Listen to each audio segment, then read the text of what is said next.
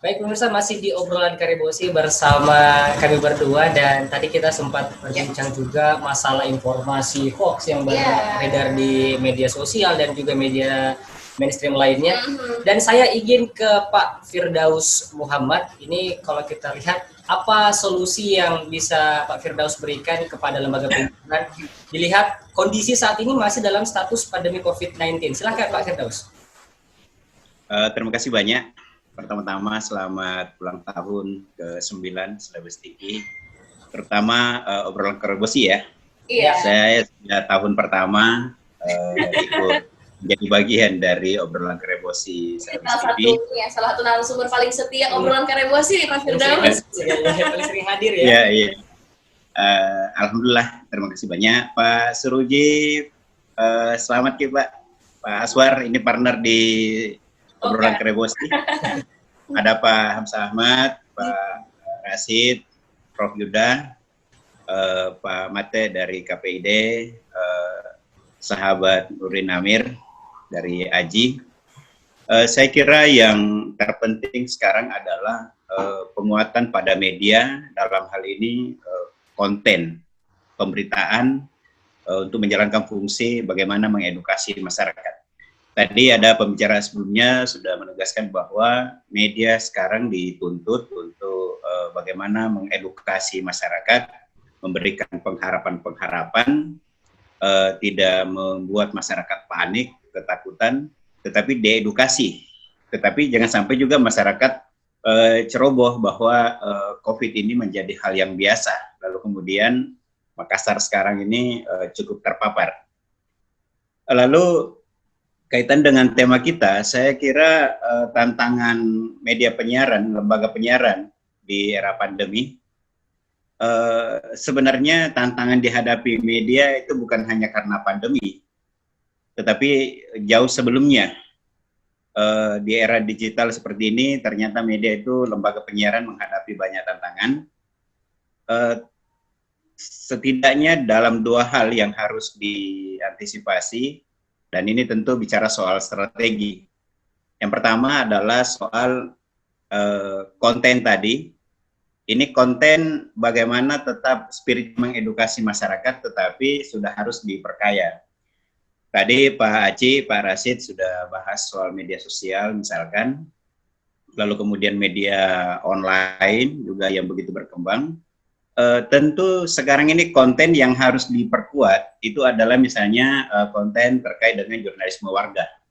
Karena ini mengadopsi media sosial, lalu kemudian media mainstream seperti Celebes TV lah yang punya tanggung jawab untuk bagaimana penguatan pada data.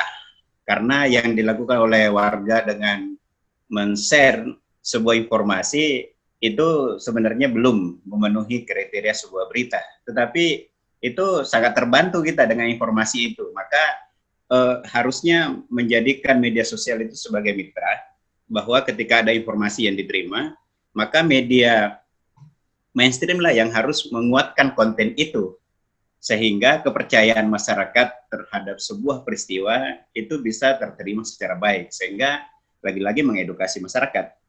Dan terkait dengan konten ini pula, saya berharapnya sih dari KPID, dari KIP, dari lembaga penyiaran, mungkin juga Kemenpo, agar regulasi, ini Prof Yuda ini yang lebih paham, kalau bisa regulasi itu tidak terlalu memberatkan, sedikit diringankan. Jadi jangan lagi media mainstream sekarang terlalu dibebani dengan, apalagi yang disampaikan Pak Nurdin Amir tadi, itu membebani media. Sekarang ini media mainstream itu setidaknya dari regulasi sedikit memberi ruang, kemudahan-kemudahan, tetapi tetap menjaga kepercayaan publik. Soal etika misalnya, soal berita yang bertanggung jawab, tetapi dalam kemasan-kemasan pemberitaan, lalu kemudian terkait dengan persoalan administrasi dan seterusnya, itu kalau bisa dari segi regulasi lebih dimudahkan, agar beban dari sebuah media besar, media mainstream, itu tidak banyak dibatasi dari regulasi yang seperti selama ini. Untuk apa? Agar sedikit mengimbangi peredaran media sosial.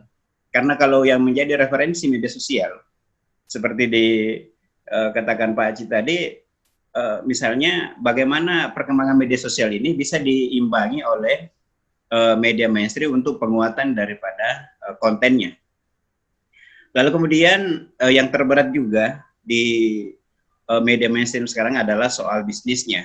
Ya, media itu selain konten ya juga yang harus diperkuat adalah pada dimensi bisnisnya. Untuk apa? Untuk kesejahteraan warganya, untuk kesejahteraan anggotanya. Nah, kalau dari segi bisnisnya diimbangi, lalu kemudian konten, lalu kemudian penguatan konten dengan mengadopsi jurnalisme warga, media sosial, informasi melalui media sosial ini bisa dimaksimalkan untuk penguatan-penguatan kontennya tadi, sehingga apa yang terberitakan tidak sempurna melalui media sosial, maka tugasnya media mainstream adalah memberi penguatan konten itu, agar informasi yang sampai kepada masyarakat itu lebih tersaring, dan tentu juga bertanggung jawab untuk bisa meminimalisir unsur-unsur hoax yang ada di media sosial. Karena sekarang ini kadangkala ada perasaan bahwa media itu meredup. Yeah. Padahal sesungguhnya kan justru sekarang ini banjir sekali informasi yang sampai kepada masyarakat. Sehingga waktu kita banyak terhabiskan untuk mengakses informasi-informasi. Tidak ada lagi celah peristiwa sekarang yang tidak terberitakan karena keterlibatan daripada warga. Maka saya kira seharusnya dari regulasi tadi diberikan ruang kemudahan untuk media mainstream untuk bisa mengimbangi pergerakan media sosial agar masyarakat lebih mendapatkan informasi yang berimbang. Dan saya kira Celebes TV memiliki tanggung jawab seperti itu.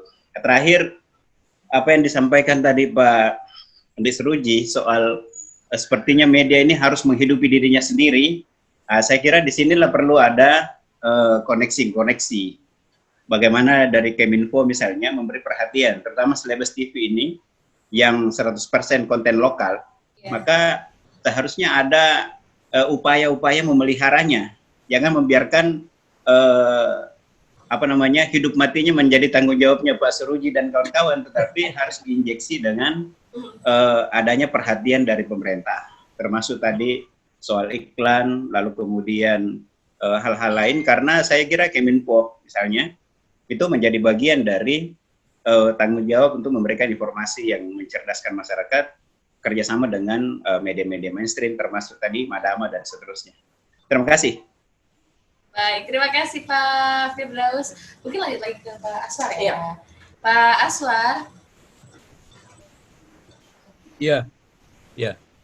Oke deh. Lama tidak jumpa nih dengan Pak Aswar. Biasa Pak Aswar juga ini ya seperti dibilang Pak Firdaus, kayaknya partner banget kalau di obrolan Kereposi Pak ya, selalu aja ketemu familiar gitu ya. Iya, Senin sampai Jumat itu mesti ada Pak Aswar atau Pak Firdaus. Jam 8 atau jam 9 malam tuh. Pak Aswar sehat Pak? Ya, alhamdulillah, terima kasih. Yeah. Baik, Pak Aswar ini dari KPI. Ya, selamat. Kasih pertanyaan yang sama juga ya, sama seperti yang kita kasih ke Pak Firdaus tadi. Pak Aswar ini kira-kira di kondisi seperti sekarang ini Pak, solusi apa ya, nih yang bisa melihat kondisi sama tantangan yang dihadapi lembaga penyiaran, apa kira-kira yang harus kita lakukan Pak sekarang ini? Baik, terima kasih. Pertama sekali saya mau sampaikan ucapan selamat kepada Andi Seruji sebagai nakoda di Celebes TV. Betul. Karena beliau ini salah satu sisi penting daripada Celebes TV sebagai TV berita itu semakin menemukan jati dirinya, ya, ada semacam reinforce ya sebagai TV berita di samping sebagai TV yang entertain. Nah, itu selamat. Semoga ini bisa masih lebih ditingkatkan lagi untuk kepentingan masyarakat kita. Nah, terkait dengan eksistensi media penyiaran di masa pandemi, saya melihat itu sesuatu yang sangat strategis dan urgen. Mengapa? Data menunjukkan bahwa selama pandemi itu terjadi kenaikan pemirsa TV, ya, pemirsa media penyiaran menjadi 12%. Nah, yang terbalik, yang ironisnya justru terjadi penurunan belanja iklan. Ya, mestinya kalau logika hukum pasar, kalau penonton TV itu menaik, yang mestinya belanja ikan itu juga naik, itu mestinya, tapi itu tidak terjadi. Nah kemudian media penyiaran juga terimbas ya dari akibat pandemi. Makanya dalam beberapa kesempatan waktu lalu saya dialog dengan teman-teman dari Dewan Pers dan beberapa pemerhati media itu meminta supaya pemerintah ikut memperdulikan bagaimana misalnya memberikan subsidi terkait dengan media itu sendiri, apakah listriknya atau pengurangan pajak dan subsidi yang lainnya untuk karyawan, untuk ikut mengurangi beban yang diderita oleh media penyiaran seperti yang sudah kita ketahui selama ini. Nah, dalam konteks itu, maka menurut saya ada 5 hal setidaknya yang harus menjadi perhatian kita semua terkait dengan peran strategis yang bersifat urgen bagi media penyiaran di masa pandemi ini. Yaitu pertama, bahwa eksistensi media penyiaran itu sangat penting dan dibutuhkan, khususnya oleh masyarakat, begitupun oleh pemerintah. Nah, dalam situasi pandemi ini ada dikotomi yang selalu terjadi antara masyarakat dengan pemerintah dari segi kepentingan masing-masing. Nah, dalam konteks itu maka media penyiaran harus bisa menengahi dengan melakukan penonjolan fungsinya sebagai fungsi kohesivitas sesuai dengan amanat undang-undang. Jadi media penyiaran dalam hal ini menonjolkan fungsi kohesivitasnya. Nah, disitulah pentingnya pemerintah mengakui eksistensi dan urgensitas media penyiaran dengan memberikan kepedulian yang pantas dan layak untuk media penyiaran. Demi kepentingan negara itu sendiri, di mana dalam negara itu ada pemerintah dan masyarakat. Nah, disitulah peran strategis daripada media penyiaran. Kemudian kedua, media penyiaran ikut memberi warning terhadap situasi yang terjadi akibat pandemi ini. Situasi apa yang menonjol terjadi akibat pandemi, yaitu kemiskinan bertambah. Ya, seperti kita ketahui bahwa saat ini kemiskinan kita itu bertambah menjadi jumlah kemiskinan sekarang kita itu 26 juta lebih. Terjadi penambahan 1,63 juta, ya, 1,63 itu penambahan orang miskin akibat pandemi. Di samping itu juga terjadi kriminalitas, kejahatan yang merajalela di mana-mana. Nah, fungsi media penyiaran adalah mengingatkan baik kepada pemerintah maupun kepada masyarakat bahwa ini efek daripada pandemi kita yang harus kita waspadai. Nah, disitulah perang urgen sekaligus strategis daripada media penyiaran. Itu yang kedua. Nah, kemudian yang ketiga, nah ini saya sebagai komisioner di KPI ini cukup kewalahan dan agak setengah mati menghadapi teman-teman media penyiaran. Seharusnya media penyiaran di situasi pandemi ini menjadi contoh dalam pelaksanaan protap COVID-19 itu sendiri. Misalnya bagaimana physical distancing pada saat siaran. Nah, saya lihat Celebes TV cukup ya mengedepankan hal itu. Misalnya dengan menonjolkan siaran yang bersifat daring misalnya, sehingga aspek kedekatan fisik itu kemudian menjadi lebih teratasi. Ya, saya pikir media penyiaran ini harus mengedepankan contoh-contoh bagaimana pelaksanaan protap COVID itu sendiri. Nah, dalam konteks itu pula maka masyarakat bisa teredukasi, ya, di mana itu salah satu fungsi daripada media penyiaran. Nah, yang ketiga ada, ya, yang seterusnya, yang keempat adalah bagaimana media penyiaran ya selalu mencerahkan masyarakat, ya, misalnya dengan materi konten dakwah, ya, talk show yang mencerahkan. Kenapa? Karena masyarakat sekarang ini lagi sakit, ya, secara pikiran maupun secara psikis dengan terpaan berita-berita hoax yang kemudian terjadi secara serampangan dan kemudian merusak stabilitas mental masyarakat kita. Nah, dalam konteks itu media penyiaran memiliki peran strategis. Kenapa? Karena media penyiaran itu sudah memiliki mekanisme verifikasi dan cross and check ya terhadap informasi sebelum disiarkan. Nah, berbeda dengan apa yang terjadi di media sosial.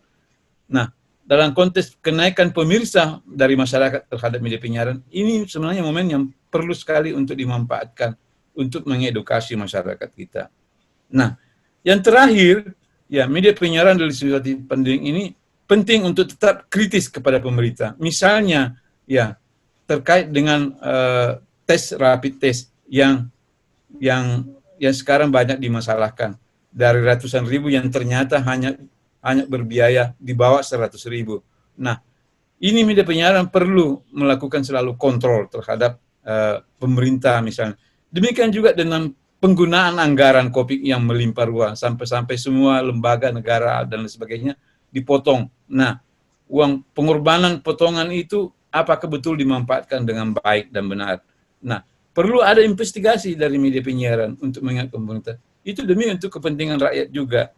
Nah, dalam konteks itu maka fungsi mendidik, menghibur, dan memberi informasi serta menjadi perekat sosial untuk selalu melakukan kontrol sosial yang efektif, kontrol terhadap pemerintah demi kepentingan negara, itu penting selalu dikedepankan. Terlebih misalnya untuk Celebes TV yang menonjol dari segi TV berita. Itu penting sekali. Ya. Kurang lebih itu 5 hal yang perlu menurut saya, dan sekali lagi Celebes TV selamat karena tidak luput dari upaya-upaya untuk memperhatikan masyarakat dan selalu mengingatkan pemerintah kita, ya, sebagai milik kita semua. Terima kasih. Baik, terima kasih Pak Aswar Hasan. Saya ingin ke Pak Mate Wakan. Ini kita nanti tanya terakhir ya, sekaligus untuk menutup meeting kita sore hari ini. Mungkin nanti kita akan bertanya ke perwakilan dari teman-teman di lembaga penyiaran, nanti ke Pak Mate Wakan, Pak Andi Suruji, dan juga dari Kak Iko Padama ya. Kita ke Pak Mate Wakan dulu, silakan Pak, mungkin harapannya secara singkat boleh, silakan. Ya, pada prinsipnya pandemi ini mengubah kultur kita secara drastis, secara radikal dari offline menuju online. Atau ini juga kita laksanakan secara online, bukan? Jadi ini satu. Dan apa kita berkumpul secara online di sini itu merupakan dampak daripada pandemi COVID, termasuk juga tadi disinggung soal berita hoax, juga merevolusi jumlah daripada berita hoax yang biasanya beredar. Namun harapan kita saya selalu imbau kepada teman-teman lembaga penyiaran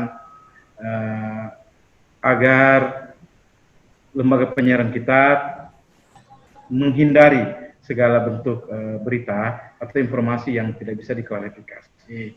Kalau misalnya sumber berita tersebut dari sosial media, biarlah menjadi konsumsi di sosial media. Tidak perlu kita lanjutkan, kita pancarluaskan, kita sebarkan juga lewat frekuensi kita. Mari kita jaga frekuensi kita agar bersih dari segala macam hoax dan berita-berita yang tidak benar, agar tentu saja masyarakat kita bisa memperoleh konten siaran yang sehat, berkualitas, dan bisa meningkatkan kualitas hidup publik. Demikian barangkali. Baik, terima kasih Pak Mate Wakan. Ini saya ingin ke Andi Muhammad Ikhlas dari Madama. Dari sekian banyak tadi solusi dan ada juga harapan dari Pak Mate Wakan selaku KPID Sulsel. Apa yang ingin Kak Andi Muhammad Ikhlas sampaikan nih selaku kita ini sesama pelaku media dan juga penyedia informasi sepertinya. Ya, silakan Kak. Ya, oke, terima kasih kesempatannya sekali lagi kepada saya. Di kesempatan kali ini mohon diberikan kesempatan kepada saya mewakili teman-teman dari Radio Madama dan mungkin juga radio-radio swasta yang lain di Makassar. Ini untuk kami menghimbau kepada siapapun juga pelaku pemberitaan, media-media yang menyebarkan berita, bahwa sebaiknya kita tidak lagi memberitakan berita-berita yang mengandung unsur kebohongan dan hal-hal yang tidak layak atau tidak lazim ya. Intinya juga bahwa kami menghimbau dan mengajak kepada semua pelaku media untuk menyebarkan berita-berita positif, ya. Jadi mungkin kita bisa juga mengurangi unsur berita-berita tentang kematian, sakit dan lain-lain, karena kami juga sadar bahwa kita butuh untuk mengedukasi dan mengajak masyarakat pendengar kita untuk selalu mendapatkan atau mengkonsumsi berita-berita yang baik, agar apa-apa yang menjadi pemikiran dari pendengar kita juga menjadi positif dalam hal ini.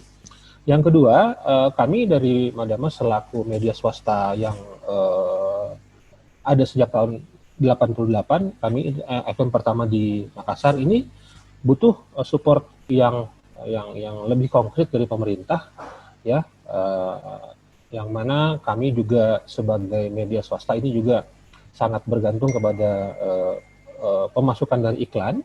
Jadi dengan makin panjangnya situasi ini, makin tidak jelasnya industri kita ini juga menyebabkan kualitas dari pemberitaan kita bisa saja turun. Jadi itu yang kami jaga sampai sekarang, mudah-mudahan akan bisa kita maksimalkan terus sampai pandemi ini berakhir.